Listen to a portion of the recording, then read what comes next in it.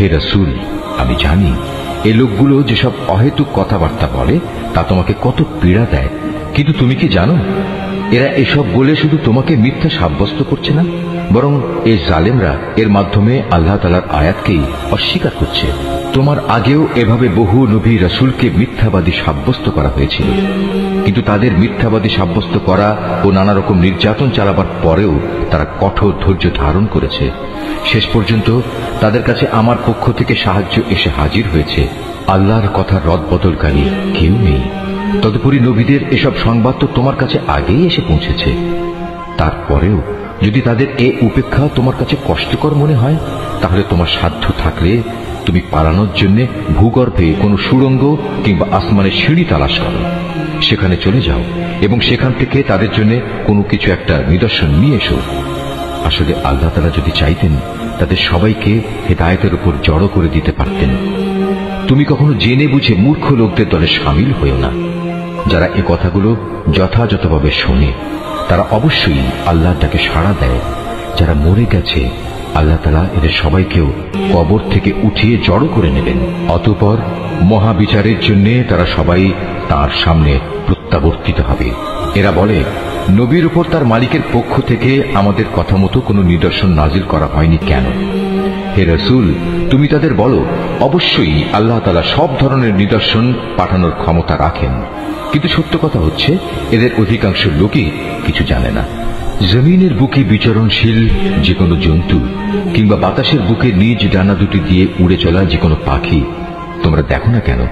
এগুলো সবই তোমাদের মতো আল্লাহ তাআলার সৃষ্টি। আমি আমার গ্রন্থে তথ্য সংযোজনে কোনো কিছু বাকি রাখিনি। অতঃপর এদের সবাইকে একদিন তাদের মালিকের কাছে ফিরে যেতে হবে। যারা আমার আয়াতকে মিথ্যা সাব্যস্ত করে তারা হেদায়েতের ব্যাপারে বধির ও মূক, তারা অন্ধকারে পড়ে আছে। আল্লাহ তাআলা যাকে চান তাকে গোমরা করে দেন, আবার যাকে চান তাকে সঠিক পথের উপর স্থাপন করে দেন।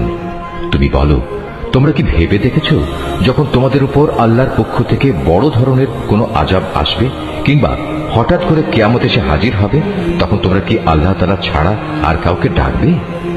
জবাব দাও, যদি তোমরা সত্যবাদী হও, বরং তোমরা সেদিন শুধু তাকেই ডাকবে। তোমরা যে জন্য তাকে ডাকবে তিনি চাইলে তা দূর করে দেবেন, এবং যাদের তোমরা আল্লাহ তাআলার সাথে অংশীদার বানাতে তাদের সবাইকেই তখন তোমরা ভুলে যাবে।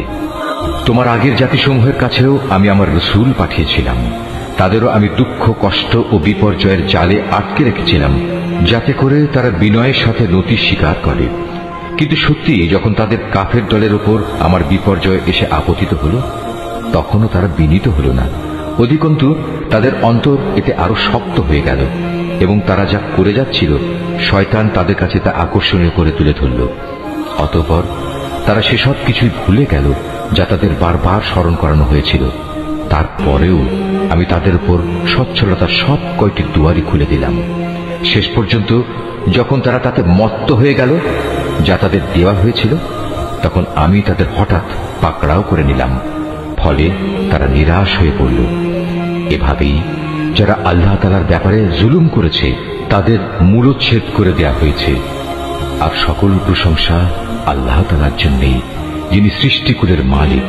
হে রাসূল, তাদের তুমি বলো, তোমরা কি একথা ভেবে দেখেছ যদি আল্লাহ তাআলা কখনো তোমাদের শোনার ও দেখার ক্ষমতা কেড়ে নেন এবং তোমাদের অন্তরসমূহের উপর মোহর মেরে দেন, তবে আল্লাহ তাআলা ছাড়া তোমাদের দ্বিতীয় কোনো ইলাহ আছে কি যে তোমাদের এসব কিছু ফিরিয়ে দিতে পারবে? লক্ষ্য করো কিভাবে আমার আয়াতসমূহ আমি খুলে খুলে বর্ণনা করছি। আশ্চর্যের বিষয়, এ সত্ত্বেও তারা মুখ ফিরিয়ে নিচ্ছে। তুমি বলো, তোমরা চিন্তা করে দেখেছ কি যদি কখনো অকস্মাৎ কিংবা প্রকাশ্যভাবে আল্লাহর আযাব তোমাদের উপর আপতিত হয়, তাতে কতিপয় জালেম সম্প্রদায়ের লোক ব্যতীত অন্য কাউকে ধ্বংস করা হবে কি? আমি তো রাসূলদের জান্নাতের সুসংবাদবাহী ও জাহান্নামের সতর্ককারী ছাড়া অন্য কোনো হিসাবে পাঠাই না। তারপর যে ব্যক্তি রাসূলদের উপর ঈমান আনবে এবং এভাবে নিজেকে সংশোধন করে নেবে, এমন লোকদের পরকালে কোনো ভয় নেই এবং তাদের সেদিন কোন রকম চিন্তিত হতে হবে না। অপরদিকে যারা আমার আয়াতসমূহকে মিথ্যা প্রতিপন্ন করবে, তাদের এই নাফরমানির কারণে আমার আযাব সেদিন তাদের ঘিরে ধরবে। হে মুহাম্মদ, তুমি বলো, আমি তো তোমাদের একথা বলি না যে আমার কাছে আল্লাহ তাআলার বিপুল ধনভাণ্ডার রয়েছে, না একথা বলি আমি গায়েবের কোনো খবর রাখি, আর একথাও বলি না যে আমি একজন ফেরেশতা। আসলে আমি তো সেই ওহীরই অনুসরণ করি যা আমার উপর নাজিল করা হয়। তুমি বলো, অন্ধ আর চক্ষুষ্মান ব্যক্তি কি কখনো এক হতে পারে? তোমরা কি চিন্তা ভাবনা করে দেখো না? হে মুহাম্মদ, তুমি সে কিতাবের মাধ্যমে সেসব লোককে পরকালের আযাবের ব্যাপারে সতর্ক করে দাও যারা এ ভয় করে যে তাদেরকে একদিন তাদের মালিকের সামনে একত্র করা হবে। সেদিন তাদের জন্য তিনি ছাড়া দ্বিতীয় কোনো সাহায্যকারী বন্ধু কিংবা কোনো সুপারিশকারী থাকবে না। আশা করা যায় তারা সাবধান হবে। যারা সকাল সন্ধ্যায় তাদের মালিককেই ডাকে, তারই সন্তুষ্টি কামনা করে, তাদের তুমি কখনো তোমার কাছ থেকে সরিয়ে দিও না, কারণ তাদের কাজকর্মের জবাবদিহিতার দায়িত্ব যেমন তোমার উপর কিছুই নেই, তেমনি তোমার কাজকর্মের হিসাব কেতাবের কোন রকম দায়িত্ব তাদের উপর নেই। তারপরেও যদি তুমি তাদের তোমার কাছ থেকে দূরে সরিয়ে দাও, তাহলে তুমি বাড়াবাড়ি করা লোকদের দলে সামিল হয়ে যাবে। আর আমি এভাবেই তাদের একদল দ্বারা অন্য দলের পরীক্ষা নিয়েছি, যেন তারা একদল একথা বলতে পারে যে এরাই কি হচ্ছে আমাদের মাঝে সে দলের লোক যাদের উপর আল্লাহ তাআলা তার অনুগ্রহ করেছেন। আল্লাহ তাআলা কি ভালো করে জানেন না কারা তার প্রতি কৃতজ্ঞ? যারা আমার আয়াতসমূহের উপর ঈমান এনেছে তারা যখন তোমার কাছে আসবে তখন তুমি তাদের বলো, আল্লাহ তাআলার পক্ষ থেকে তোমাদের উপর শান্তি বর্ষিত হোক। তোমাদের উপর অনুগ্রহ করাটা তোমাদের মালিক নিজের কর্তব্য বলে স্থির করে নিয়েছেন। তবে তোমাদের মধ্যে যদি কেউ কখনো অজ্ঞানতাবশত কোনো অন্যায় কাজ করে বসে এবং পরক্ষণে তওবা করে ও নিজের জীবন শুধরে নেয়, তাহলে আল্লাহ তাআলা তাকে ক্ষমা করে দেবেন। তিনি একান্ত ক্ষমাশীল ও পরম দয়ালু। আর এভাবেই আমি আমার আয়াতসমূহ বিশদভাবে বর্ণনা করি, যাতে অপরাধীদের পথ পরিষ্কার হয়ে যায়।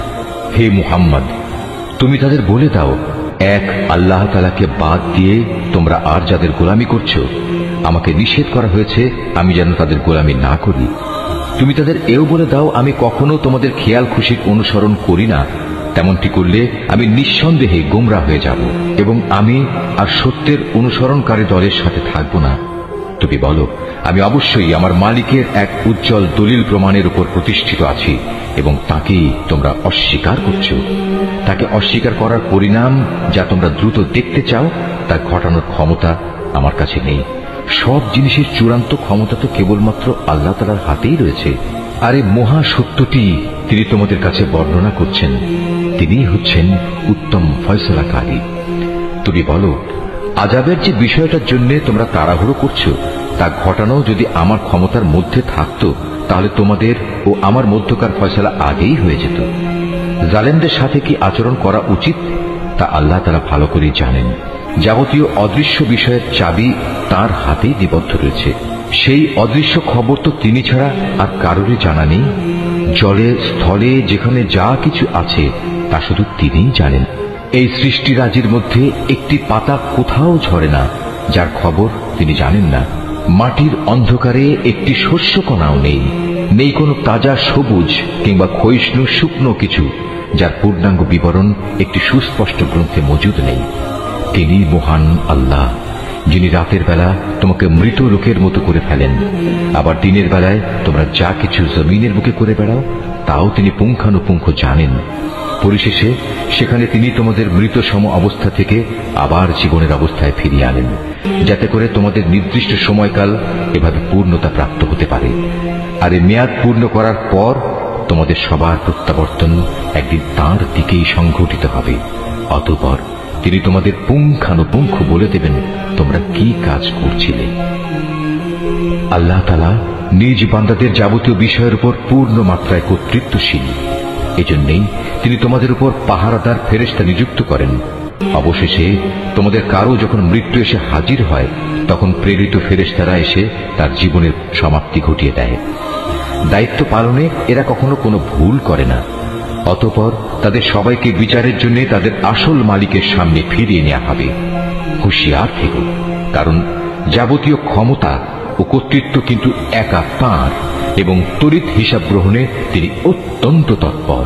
তুমি তাদের বলো, যখন তোমরা স্থলভূমে ও সমুদ্রের অন্ধকারে বিপদে পড়ো যখন তোমরা কাতর কণ্ঠে এবং নীরবে তাকে ডাকতে থাকো, তখন কে তোমাদের সেসব থেকে উদ্ধার করে? কাকে তোমরা তখন বলো, হে মালিক, আমাদের যদি তুমি বাঁচিয়ে দাও, তাহলে আমরা তোমার কৃতজ্ঞ বান্দাদের দলে শামিল হয়ে যাব। তুমি বলে দাও, হ্যাঁ, আল্লাহ তাআলাই তখন তোমাদের সে অবস্থা থেকে এবং যাবতীয় বিপদ আপদ থেকে বাঁচিয়ে দেন। তারপরেও তোমরা তার সাথে অন্যদের